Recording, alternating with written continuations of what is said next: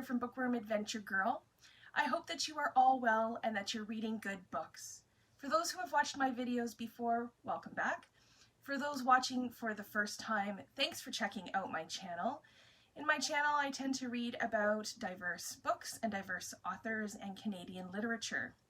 Please hit subscribe and stick around.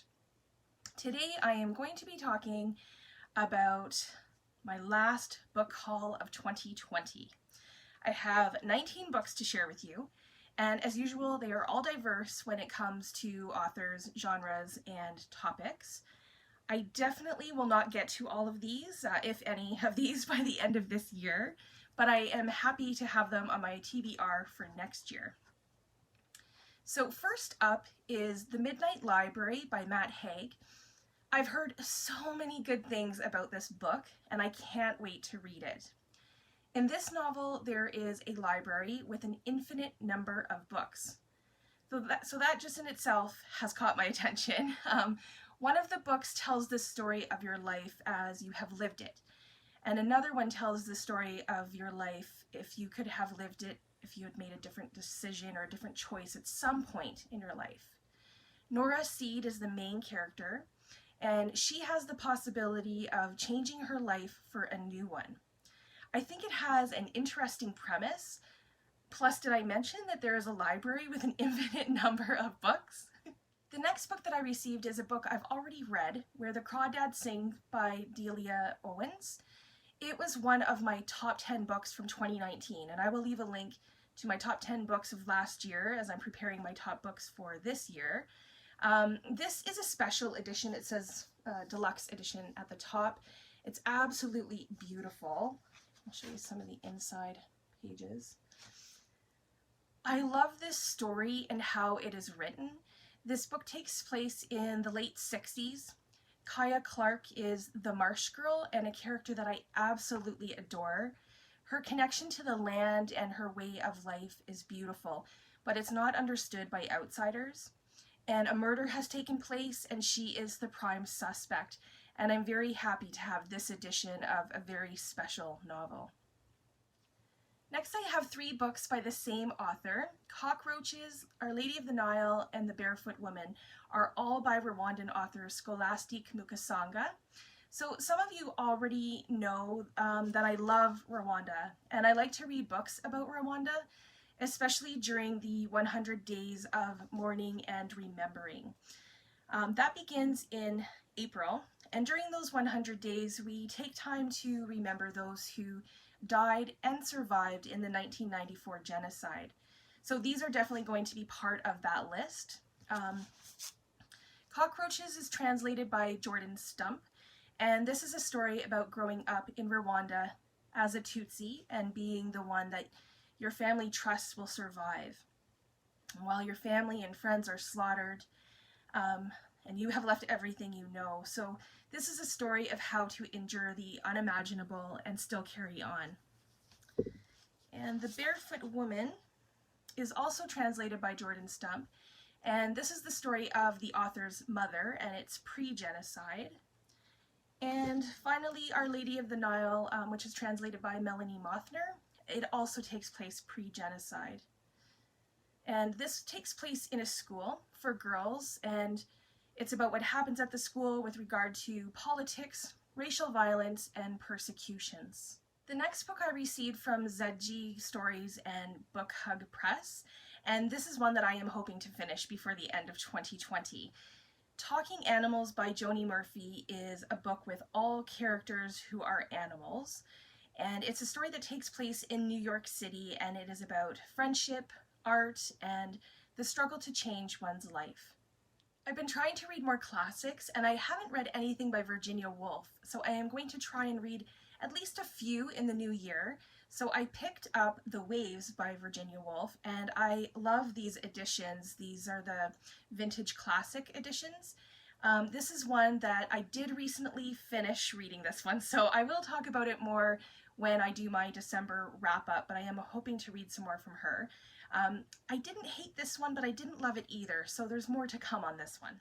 Calypso by David Sedaris is my book club's pick for February, and this is a humor book and also a memoir.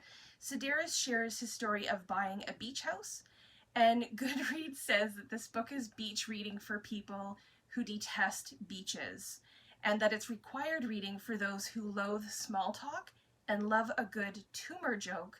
So this will be a lighter read for our book club, and hopefully it's one that we all enjoy.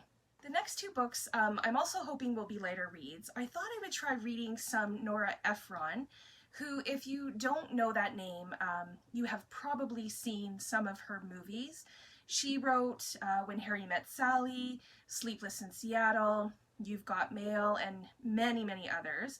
So I picked up Heartburn, which is a story about a marriage that is breaking apart. Rachel is pregnant and her husband is having an affair. So it doesn't look very good for them. And the other one is Wallflower at the Orgy, and this is a collection of magazine articles about various topics that sound interesting to me. Girl, Woman, Other by Bernardine Evaristo is a book that I received from JoJo's Book Nook on Instagram. It was part of a book swap that we did, and this book won the Booker Prize in 2019 alongside Margaret Atwood's The Testament. It's a story about 12 characters, mostly women, who are Black and British, and they tell the stories of their families and friends and lovers across the country and through the years, and I'm really excited to read this one. The Book of Night Women by Marlon James is a story of Lilith, who was born into slavery on a Jamaican sugar plantation at the end of the 18th century, and there is a dark power about her, and the Night Women have long been plotting a slave revolt, and as Lilith comes of age and the extent of her power is revealed, they see her as the key to their plans, but I'm not sure that those plans really work out, so we'll see when I read it. 13 Ways of Looking at a Fat Girl is Mona Awad's debut novel, and it is high up on my TBR for 2021. I read Mona Awad's book Bunny earlier this year, and it is still in my head. I think that this book is very different. It's a very different kind of novel, so I am looking forward to reading something else by her. The next book is about history and a culture that I know little about. Without You, There Is No Us, Undercover Among the Sons of North Korea's Elite. It's by Suki Kim, and it is a memoir about Suki Kim's time teaching English to the sons of North Korea's ruling class in the last 6 months of Kim Jong's second reign. And I am really looking forward to learning more about this. So even though took place not that long ago, I don't know much about this topic at all. The next book is Annie Freeman's Fabulous Traveling Funeral by Kris Radish, and this just sounds like a fun little adventure. Annie Freeman has died, and she has one last request: a traveling funeral of her 5 best friends. So as these women travel to different places across the country that have meaning to Annie's life, they share their own stories, and they have a few surprises along the way. And to me, the book just sounds like a fun way to celebrate someone's life, and I am always up for a road trip.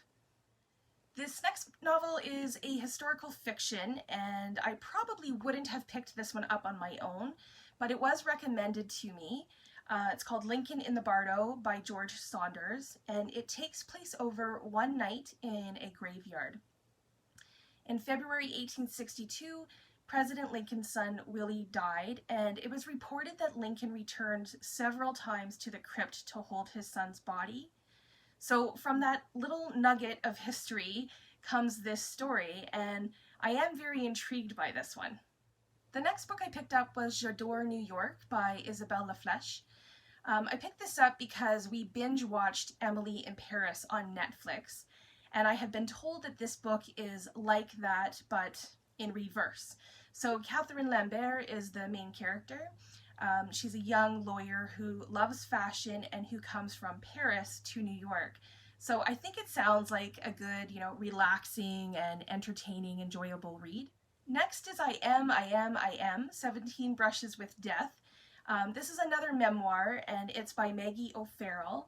It's about the near-death experiences that she has had throughout her lifetime. So this just sounds like a very different kind of memoir than anything else that I've read. And finally, The June Boys is a thriller by Courtney C. Stevens. This one made my list since I've been trying to read more thrillers this year. It's about a serial kidnapper they call the Gemini Thief. So every June, the kidnapper takes boys and holds them captive from June 1st to June 30th of the following year. The boys are released after 13 months unharmed, and she has taken at least 12 boys. Then one boy turns up dead, and a 13th boy, Thea Delacroix's cousin, goes missing, and Thea starts thinking that she knows who the Gemini Thief might be. So thrillers are not a normal genre for me, and I've read several this year, so I'm hoping this will be a good one to add to the enjoyed list. Every year I do try to set reading goals, and I try to do something that is a little bit outside my comfort zone. So this year I consciously tried to read more thrillers, and I think I succeeded. I even have a few new favorite authors because of doing that. And I am thinking for next year I might try some romance novels. It's a genre I barely read, so I am looking for recommendations if you have any. I'm not looking for erotica, and I don't care for like the Hallmark Channel type of stories.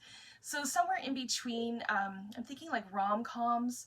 Some of my favorite rom-com movies would be like You've Got Mail, Love Actually, Pretty Woman, Up Close and Personal, or My Big Fat Greek Wedding, those kind of things. If you can think of books like that, I would love to hear your recommendations. As always, I will leave a list of all of the books that I mentioned in this video in the description box below. Please let me know in the comments if you have read any books on the list, or if there are any that interest you, and of course if you have any rom-com book recommendations. I would appreciate that, so please share those too. I look forward to chatting with you. Thanks for watching. I hope you have a wonderful day, and don't forget to make every day an adventure.